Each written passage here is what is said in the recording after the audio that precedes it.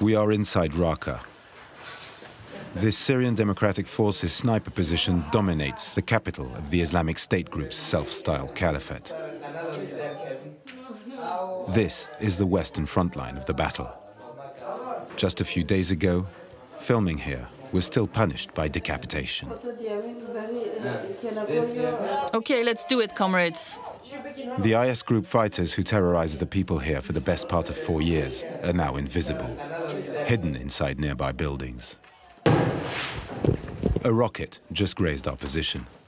The fighters rushed to their combat stations.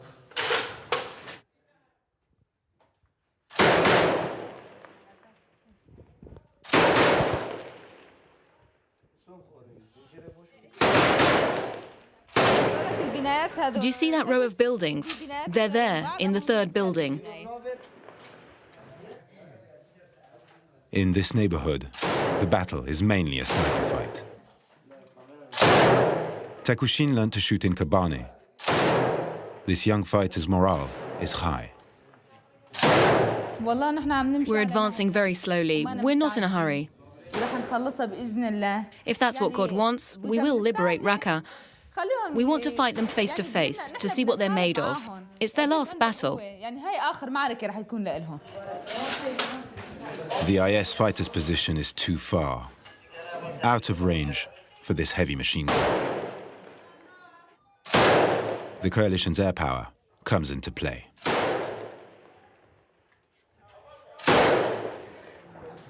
Perfect. They're exactly the coordinates that I gave them. They came and launched strikes, which hit over there. We passed on the position of the Daesh snipers to the coalition, and it was a direct hit. 4 stories down on the streets, the situation is tense. A fighter has been hit. The Syrian Democratic Forces rely on a few homemade armored vehicles to evacuate the wounded and supply the front lines. Local mechanics have welded sheets of steel to old 4x4 chassis.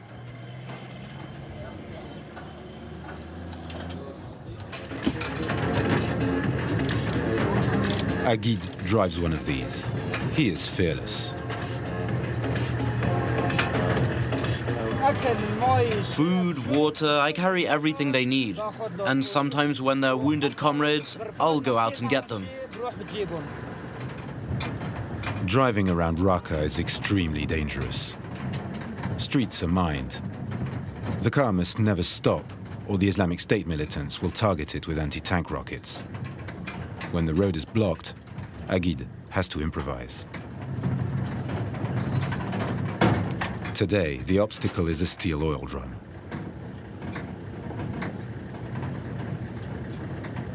Agid jumps out of the moving car, clears the road, and leaps back behind the wheel.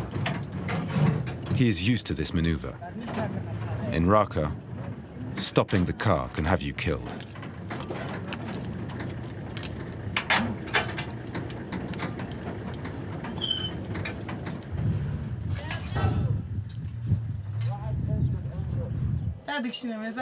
On board, there is water, fruit, eggs, sugar, basic supplies that are crucial to fighters on the front line. And Agid risks his life to deliver them.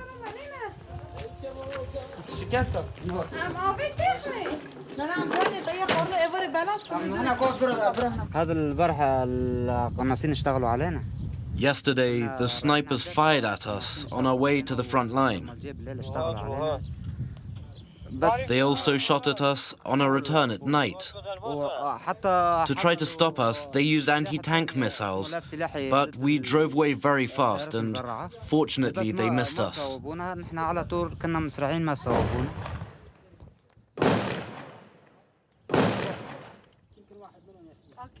There are still Daesh fighters in that ruined building over there.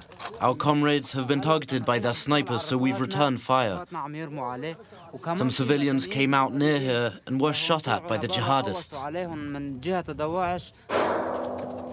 Commander Zana has just returned from an offensive that turned ugly. The fighters mostly advance at night or during the early hours of the day. Daesh ambushed his combat group. Today we advanced a further 400 to 500 meters.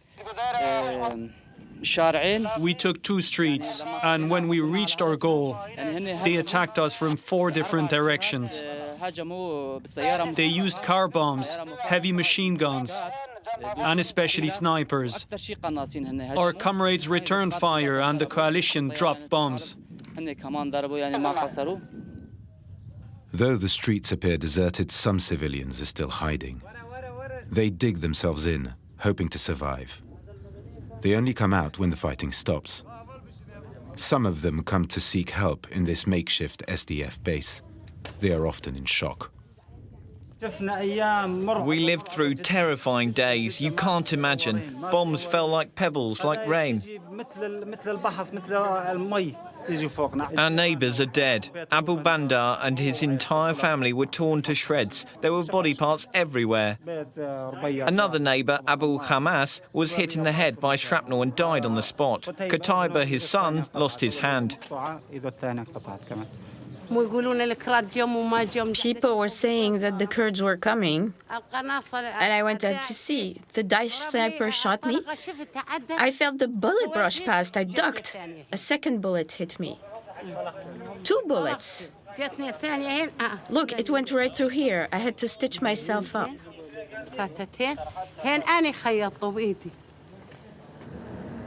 We leave the western front of the battle for eastern Raqqa, 16 kilometers away. To get there, we have to avoid Daesh-controlled territory to the north, a 5-hour trip. There, we meet Clara.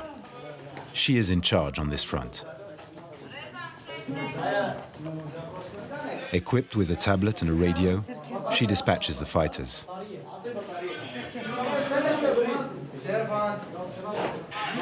They are ordered to position themselves to storm IS-held buildings tonight.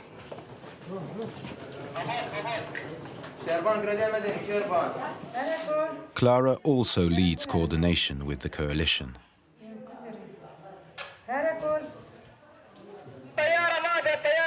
The plane didn't fire. Abort, it's okay. They got away alive. They're alive.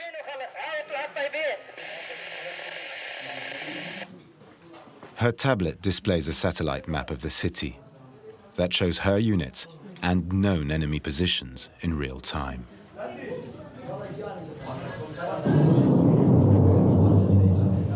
From this base, coalition aircraft action over the city is visible. The Syrian Democratic Forces are not the only ones using high-tech equipment in the battle for Raqqa. The jihadists use drones to hit this position at the entrance of the city.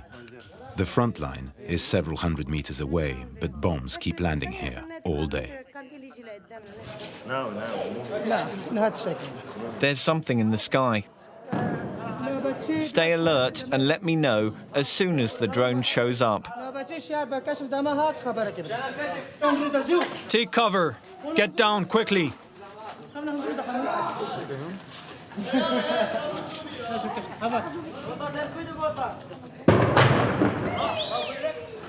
This position is bombed at least 15 times a day by IS drones.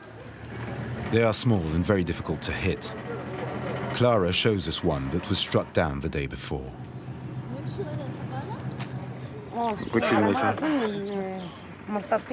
They attach the bomb here.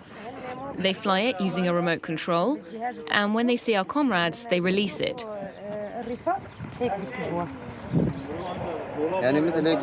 There's a support here, and then the bomb is dropped on the ground. There are drones and snipers. This combat group returns from the front line. Today, they found themselves fighting against children. During the day, they send us children from Raqqa. We hear them shouting, so we look out, and the snipers shoot at us. That's their strategy. That's how they trap us. They call them the lion cubs of the caliphate. They're trained and brainwashed by the jihadists to carry weapons, shout Allahu Akbar, and copy the adult fighters. So what do you do? You see them and you feel sorry for them. You don't want to shoot at them, but you have to get them to leave. They want to fight us and kill us. For them, we're the terrorists. This young boy has managed to escape Daesh and flee the old city of Raqqa with his father on a motorbike.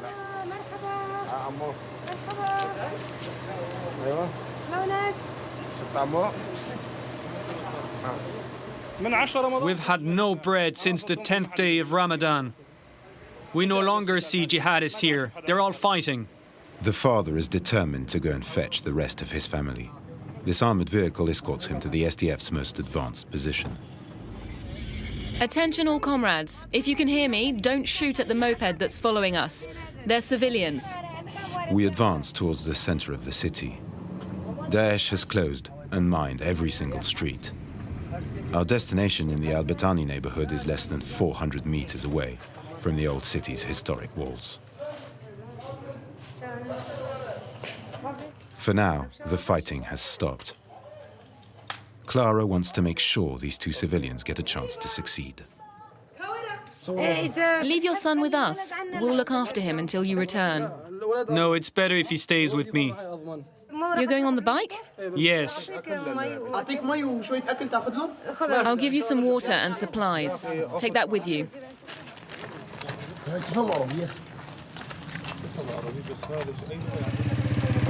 The man and his son ride off towards the Islamic State stronghold. Now, they're on their own.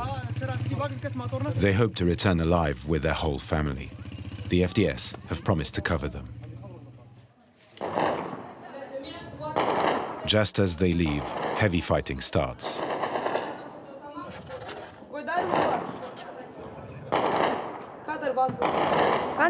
Kandil, are you there? Take cover. Can we move now? Yes, but in the armoured vehicle.